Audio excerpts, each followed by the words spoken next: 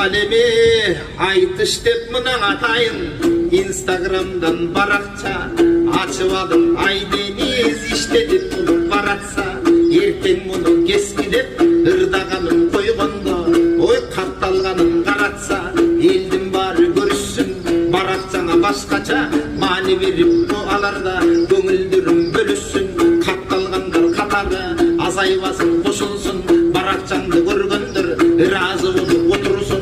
Ay çıkargan her bir ırların, gün ötken sayın toktoboy boğunu büyük suzulsun, oşondoy bolsun ıdayım.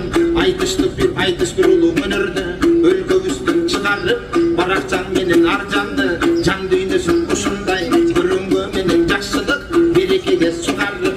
Ay ийгиликти каадайын, өзгөчөң ачкан barakçaң, эң эле сонун турбайбы, ay deniz эмгегиңди баалайын.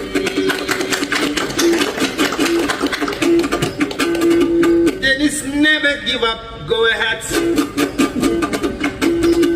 Today I have found out from a circle, that's why I am very glad. I wish you success, prosperity,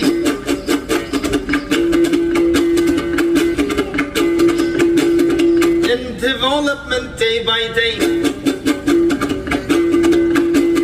and have many friends from Instagram, and wish you lucky every day.